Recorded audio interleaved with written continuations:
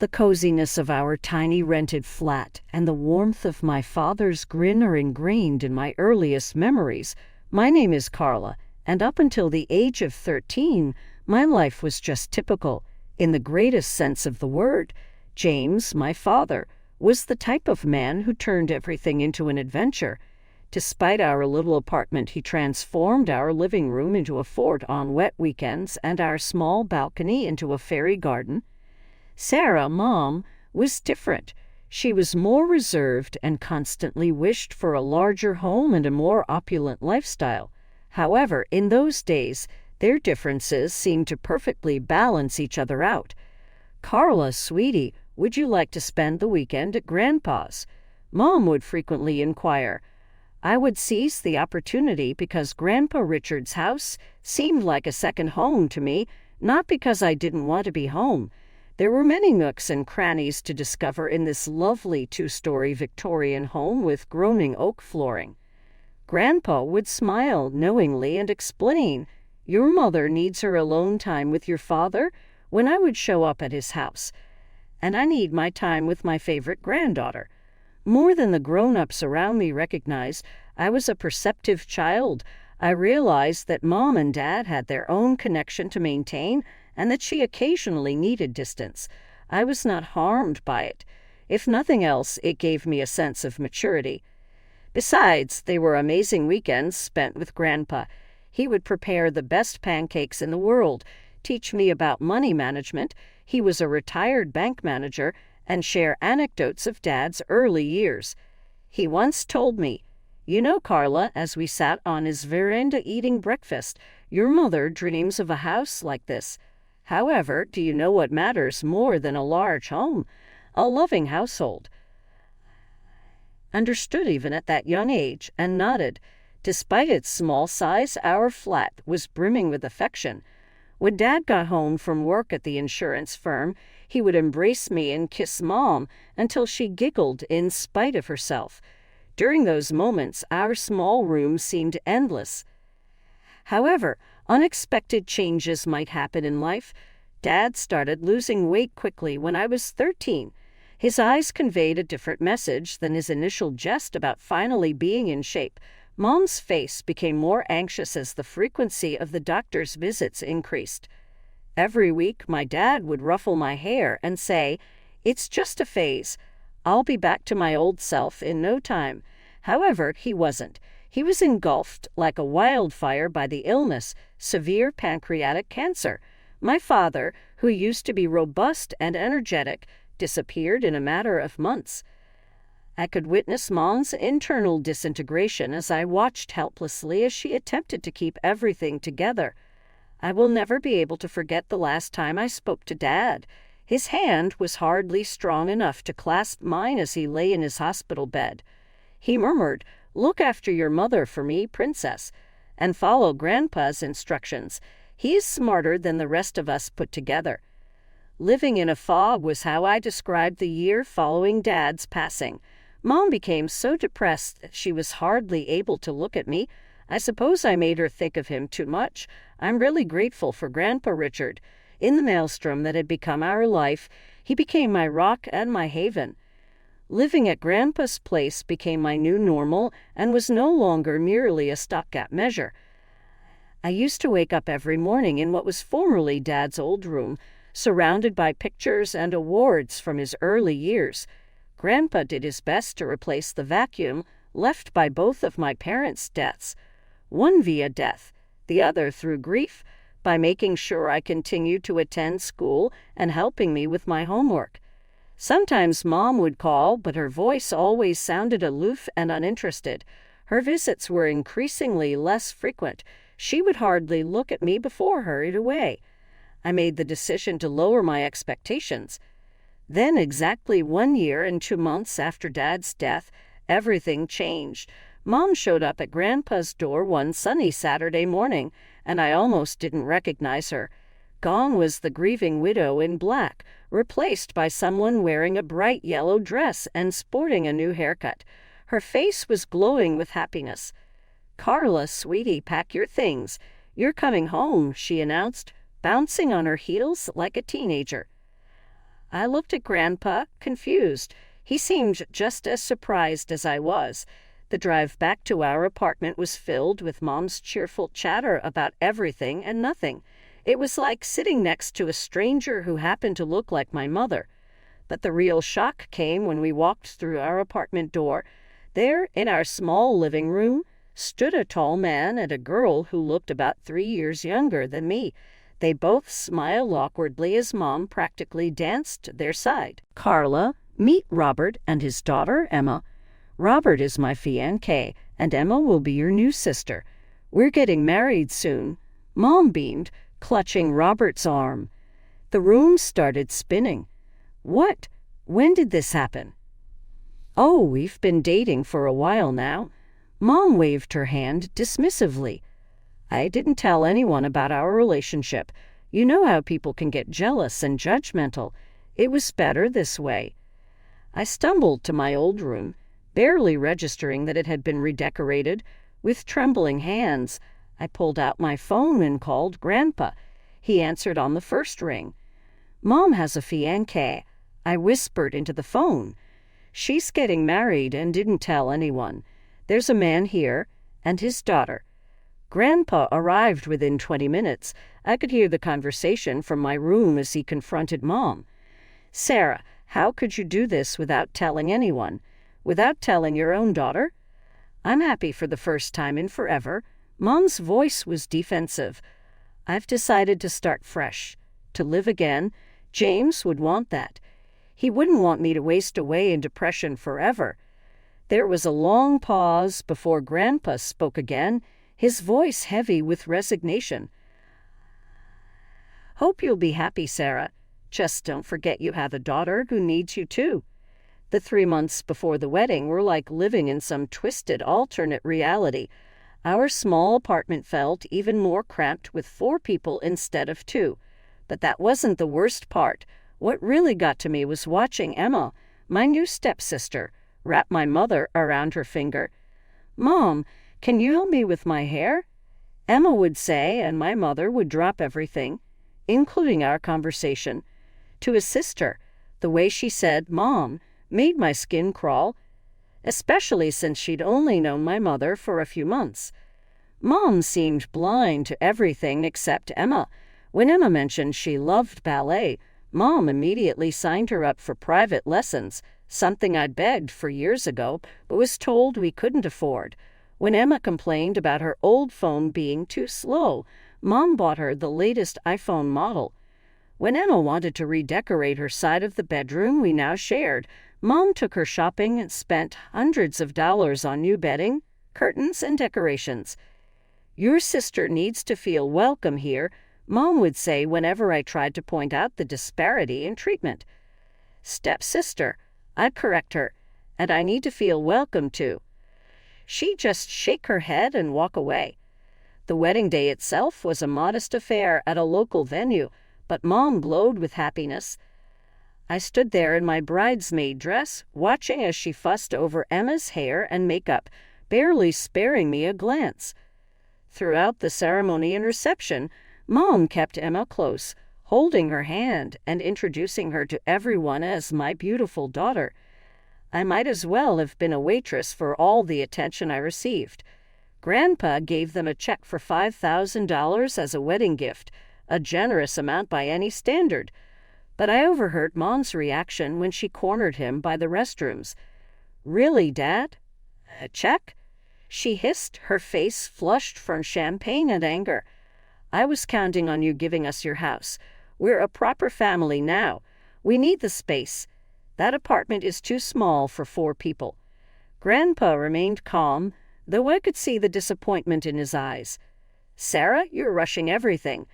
First the sudden engagement, now this. That house isn't just property to be handed over on a whim.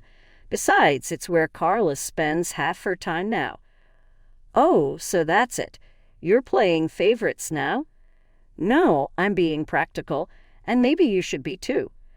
I slipped away before they could notice me, but the conversation haunted me.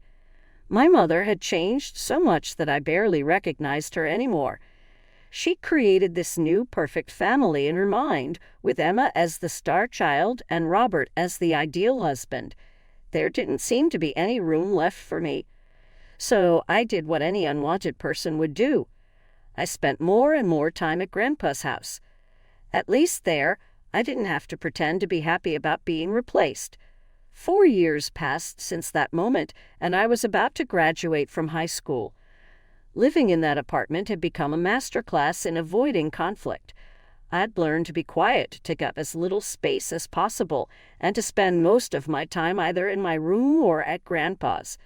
One evening during our weekly family dinner, another exercise in pretending we were one big happy family, I decided to share my plans for the future. I've been accepted to State University, I announced, trying to keep my voice steady. I want to study finance and business management. The silence that followed was deafening. Mom put down her fork, exchanged a look with Robert, and cleared her throat. Actually, Carla, I think it would be better if you started working after graduation. College isn't necessary for everyone. I stared at her, bewildered. What are you talking about? Dad set up a college fund for me before he died. He always wanted me to get higher education. Mom shifted uncomfortably in her chair. About that fund, Robert and I have been talking, and we think it would be better to save that money for Emma's education. She's incredibly talented, you know, top of her class and everything.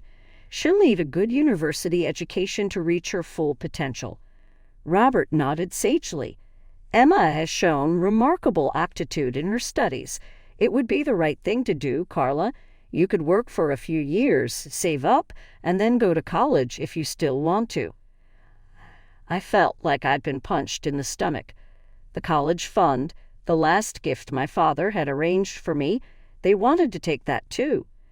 That money is mine, I said, my voice shaking with anger. Dad left it specifically for my education. You can't just give it to Emma. Don't be selfish, Carla. Mom said, her eyes filling with tears. Emma is your sister. Stepsister, I snapped, standing up so quickly my chair fell backward. And that money is the last thing I have from Dad. You've given her everything else, my room, your attention, your love, but you can't have this. I won't let you take it. How dare you? Mom was crying now, but I could see the manipulation in her tears. After everything we've done for you. Emma needs. What about what I need? What about what Dad wanted for me? The argument ended with doors slamming and tears, mostly Mom's, as she wailed about my selfishness. After that night, the apartment became even more hostile. No one spoke to me unless absolutely necessary. Emma would smirk whenever she passed me in the hallway, and Robert wouldn't even look in my direction. When graduation day came, I wasn't surprised to find only Grandpa in the audience. He cheered loud enough for 4 people when they called my name, and his proud smile meant more to me than anything my new family could have offered. That evening, I packed everything I owned into 3 cardboard boxes and my old suitcase. Grandpa helped me load them into his car. Your room is always ready for you, sweetheart, he said as we drove away from the apartment. Always has been. Always will be. I didn't look back as we left. There was nothing there for me anymore. College life became my escape. I threw myself into my studies, determined to make my father and Grandpa proud. The business and finance courses fascinated me, and I found myself excelling in ways that would have made Dad smile. Every evening, I'd call Grandpa to share what I'd learned. Tell me again about derivatives, he'd say, even though he knew more about finance than my professors. I love hearing you explain it. But as my college years progressed, I noticed changes in Grandpa's voice during our calls. He got tired more easily, and his usual sharp wit sometimes seemed dulled. During my visits home, I caught him wincing when he stood up or rubbing his chest when he thought I wasn't looking. It's just age catching up with me, he'd say whenever I asked about his health. Nothing to worry about, sweetheart. But I did worry. I started calling him twice a day instead of once and drove home every weekend I could, not just on holidays. We'd sit in his kitchen, drinking tea and talking about everything and nothing, just like we used to. Sometimes I'd catch him looking at me with such intense love that it made my throat tighten. It was the middle of my final semester when Mom called. I almost didn't answer. It was the first time she'd called in 4 years, but something made me pick up. "Grandpa died last night," she said, her voice flat and emotionless. "The funeral is on Thursday at 2 p.m., Hartford Funeral Home." The phone slipped from my hand.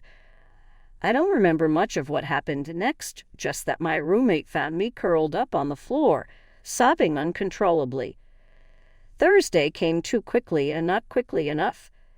The funeral home was exactly the kind of place Grandpa would have chosen, understated but elegant, with large windows letting in natural light. I arrived early, my black dress feeling too tight, my skin too sensitive, everything wrong, because Grandpa wasn't there to make it right. I expected to see Mom and her family, but they weren't there. Instead, Mr. Harrison, Grandpa's friend from his banking days, was organizing everything. "They're running a bit late," he said when I asked. "Your mother called to say they'd be delayed." The service was beautiful, filled with people from Grandpa's life sharing stories about his kindness, integrity, and humor. I sat in the front row, alone with my grief, until halfway through the service, when I heard the back door open. Mom swept in with Robert and Emma, all in perfectly coordinated black outfits. They took seats in the far back, and Mom didn't even glance in my direction. Her face was set in a mask of appropriate grief, but her eyes were already darting around the room, assessing, calculating. I turned back to face the front, my tears now burning with both grief and anger. Even here, even now, she couldn't acknowledge me.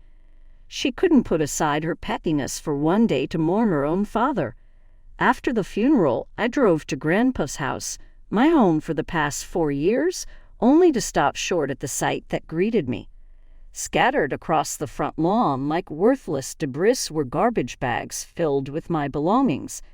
My clothes, my books, my photo albums, everything from my room had been unceremoniously thrown out. Some bags had split open, spilling my life across the grass. With trembling hands, I tried my key in the front door. It wouldn't turn. The lock had been changed. I was still standing there, my key useless in my hand, when the door swung open. Mom stood in the doorway, wearing the same black dress from the funeral, but now with an expression of triumph rather than grief. "Oh, good, you're here to collect your things," she said, as if she were doing me a favor. "This is my house now.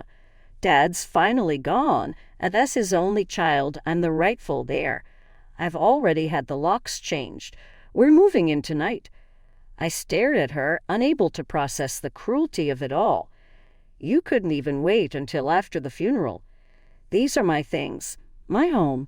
"No, this is my home now," she cut me off sharply. "And you better take your stuff quickly, or it's going in the dumpster. I need to clear the space for Enna's things." She smiled coldly. "She's getting your old room, by the way. She's always wanted a bigger bedroom." I felt numb as I gathered my belongings, stuffing everything back into the torn bags, trying to collect the scattered photos of Dad and Grandpa from where they'd fallen in the grass.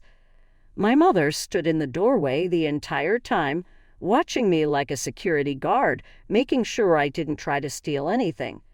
The drive back to my college dorm was a blur of tears and disbelief. My roommate helped me carry everything up, not asking questions when she saw my state. A week later, I received a call from a law firm.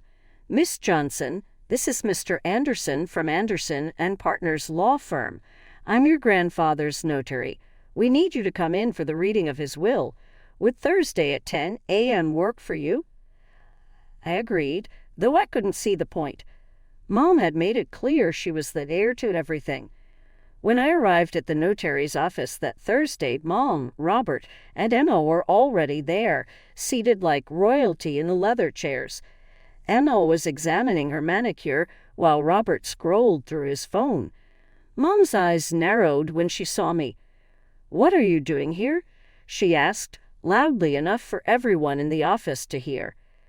"You're clearly not needed for this. We're handling family business." Mr. Anderson adjusted his glasses and began reading from the document in front of him. "I, Richard James Mitchell, being of sound mind and body, declare this to be my last will and testament." He started with the formal language, but I saw Mom already smiling triumphantly.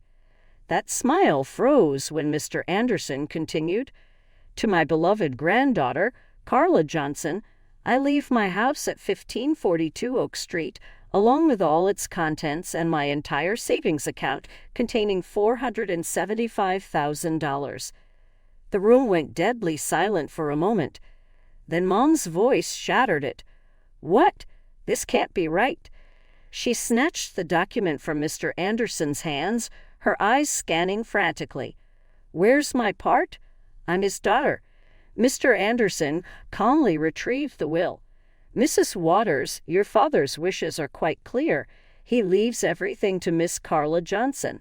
There is no provision for you in the will." "This is impossible." Mom's face had turned scarlet. "She manipulated him. She poisoned him against me. I'll sue. I'll contest this will." "The will is ironclad," Mr. Anderson stated firmly. "Your father had it properly witnessed and notarized 6 months ago. He was of completely sound mind, as attested by his doctor. Any attempt to contest it would be futile and expensive." Mom's strategy suddenly shifted. The rage in her eyes transformed into tears as she turned to me. "Carla, sweetie, please," she pleaded, her voice honey-sweet now. "We've already given up our apartment. We moved everything out yesterday. We have nowhere to go. You can't just throw us out on the street. We're family." I stood up, holding the folder Mr. Anderson had just handed me. Inside were the deed to the house, ownership transfer documents, and all the legal paperwork confirming my ownership of the property. "Family?" I asked quietly. "Like how you threw my belongings onto the lawn before Grandpa was even in his grave. Like how you tried to steal my college fund. Like how you've treated me for the past 4 years. That was different. This is your problem, not mine." I cut her off, turning to leave. "I suggest you start looking for a new apartment." I drove straight to Grandpa's house, my house now, but I couldn't get in. I pulled out my phone and called a locksmith, explaining the situation. When he arrived, I showed him my freshly notarized ownership documents. "I'm the legal owner of this house," I explained, showing him the paperwork. "I need you to open these locks and then change them to new ones. I want to be the only one with the keys." As the locksmith worked, I gathered up everything that belonged to Mom, Robert, and Emma. All the clothes they'd already unpacked. Their toiletries from the bathrooms. Emma's posters she'd already stuck to my old bedroom wall. I loaded it all into garbage bags, just as they'd done with my things. When the locksmith finished and handed me the new keys, I dragged all their bags onto the front porch and arranged them neatly. The symmetry of the situation wasn't lost on me. Their belongings, now set where mine had been just days ago. As the sun began to set, I heard the familiar sound of Mom's car pulling into the driveway. I watched through the living room window, Grandpa's favorite spot to read his morning paper, as their reactions played out exactly as I'd expected. "What is this?" Mom's shriek could be heard clearly through the closed windows. "Our things, all our things, are outside." I opened the door but stood firmly in the doorway as they approached. Mom's face was red with fury. Robert looked like he'd swallowed something sour. Emma was already crying theatrical tears. "How dare you?" Mom stormed up the porch steps. "We live here now. You can't do this to us." "Actually, I can. This is my house now, legally and rightfully. You need to take your belongings and leave." We have nowhere to go." Emma wailed. "You should have thought about that before giving up your apartment," I replied coolly. "Not my problem. Mom tried to push past me into the house, but I stood my ground." "Move, Carla. This is ridiculous. This is my father's house." "No, it's my house now. And if you don't leave immediately with your things, I'm calling the police to report you for trespassing. After that, all these bags go straight to the dumpster." I pulled out my phone. "Your choice, Mom. Just like you gave me a choice about my things a few days ago, remember?" The next few minutes were filled with cursing and threats as they gathered their bags. Mom alternated between crying and screaming about how unfair it all was.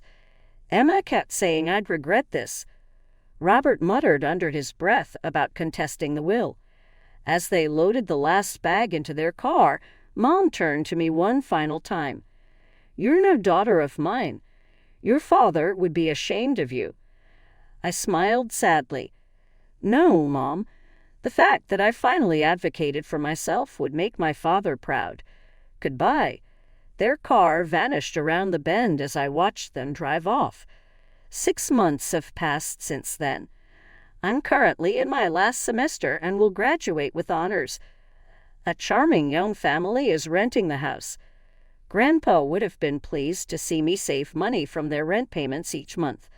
That first night, when everyone had gone, I discovered his note in the study safe. It said, "My dearest Carla, first." You have already dealt with your mother's response to my will if you are reading this. I apologize for putting you through that, but I was too familiar with Sarah. I was aware of her intended course of action. You possess both my business acumen and your father's honesty. Make good use of both. You can do whatever you want with the house.